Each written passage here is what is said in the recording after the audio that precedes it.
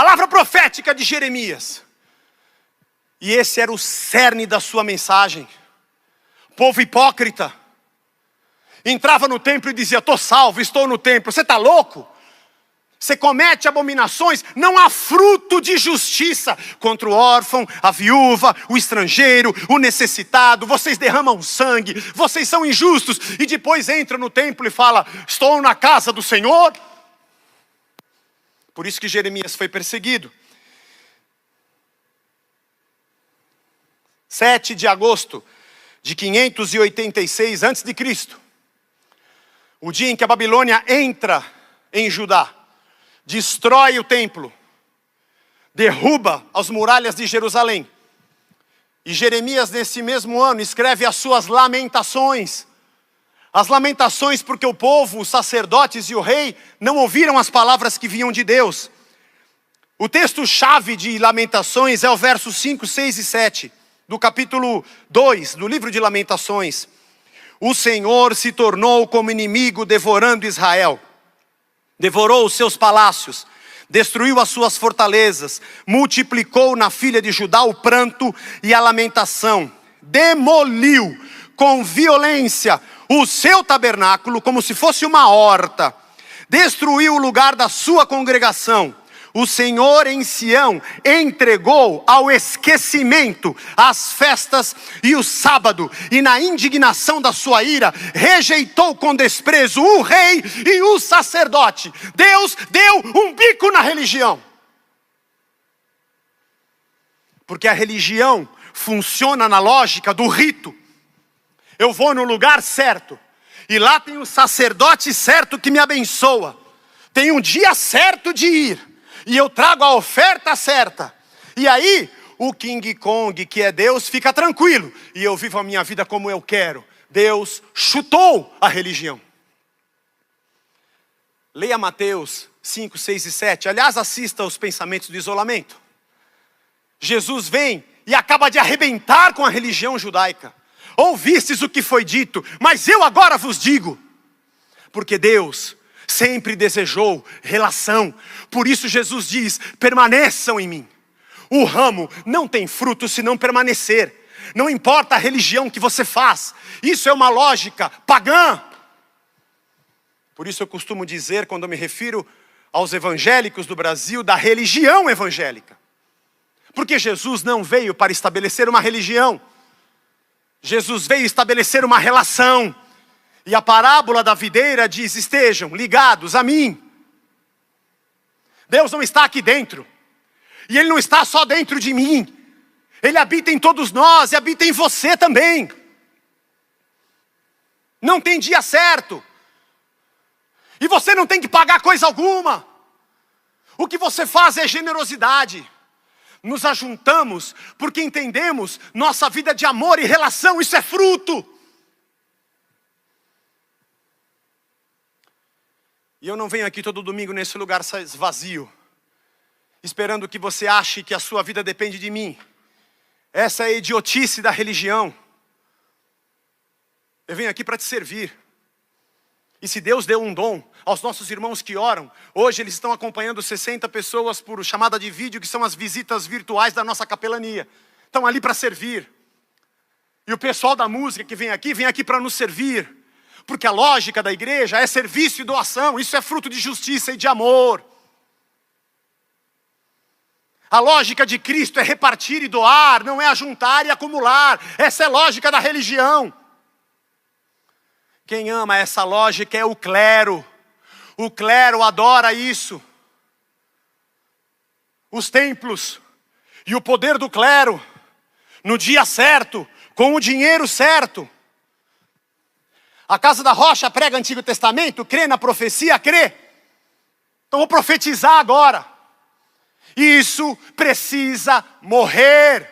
A religião evangélica precisa acabar.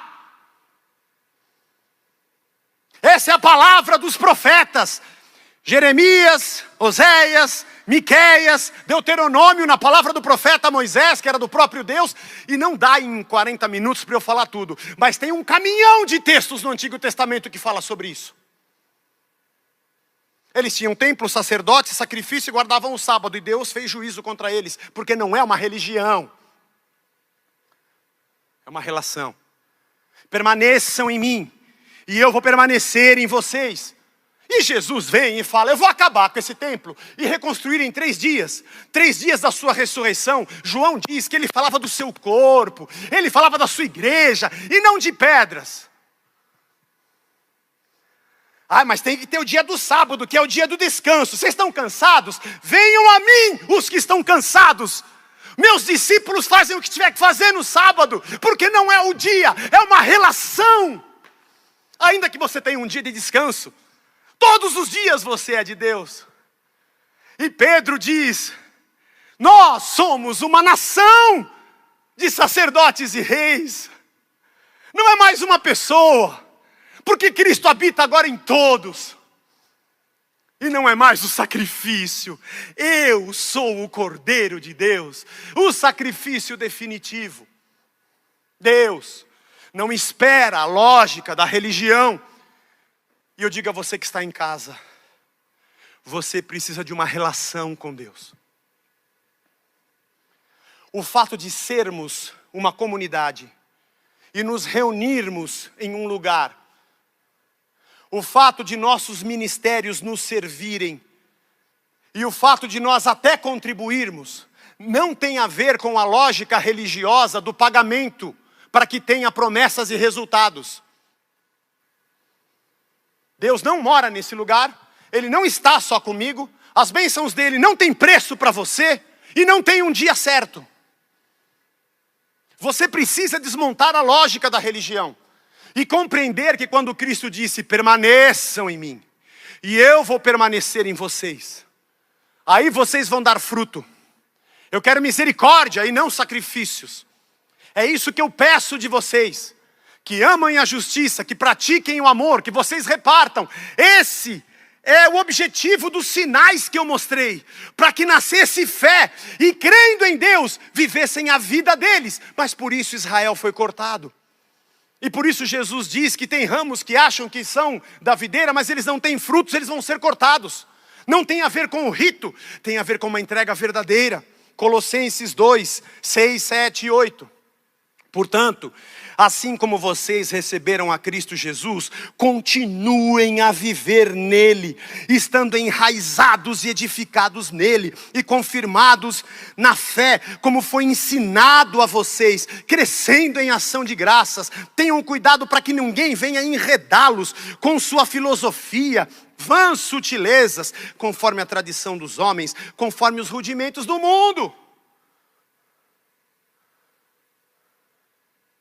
Não permita que alguém venha dizer para você que você precisa do templo, do sacerdote, de dar dinheiro e do sábado. Porque nem Deus no Antigo Testamento queria isso. Que alguém com sutileza venha te enredar. Isso só te torna cada dia mais fraco. Mais fraco em Jesus e mais fraco na fé. E no meio da pandemia não tem mais templo. Estou desesperado. Não tem mais um lugar onde Deus mora. E o ungido não está aqui na minha casa. Eu não tenho que ir lá para ele pôr a mão na minha cabeça. Como é que eu faço para dar o dinheiro? Eu tenho que dar, senão Deus me abençoa.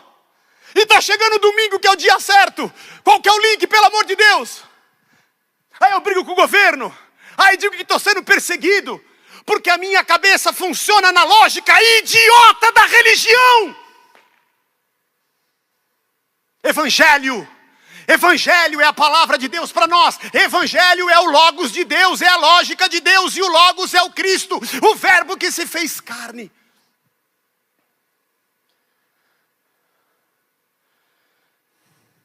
João 2, 27, 28 e 29. Quanto a vocês, a unção que receberam dele permanece em vocês. E não precisam que ninguém os ensine. Mas como a unção dele os ensina a respeito de todas as coisas, e é verdadeira e não falsa, permaneçam nele, como também ela ensinou a vocês. Essas são as únicas duas citações da palavra unção no Novo Testamento. A palavra ungido é a palavra Messias, ou Machia no hebraico. traduzido para o grego, é Christos ou Cristo. Quando Jesus vem, nenhum dos apóstolos dizem, eu sou ungido. Porque dizer isso era dizer, eu sou o Messias. A palavra unção desaparece no Novo Testamento. E quando ela aparece, ele diz assim, vocês que receberam dele, estão ligados a ele, vocês que permanecem nele, recebem a unção dele. E você não precisa de outra, porque o único ungido é quem derrama sobre vocês. Permaneçam nele, permaneçam ligados a ele. Jesus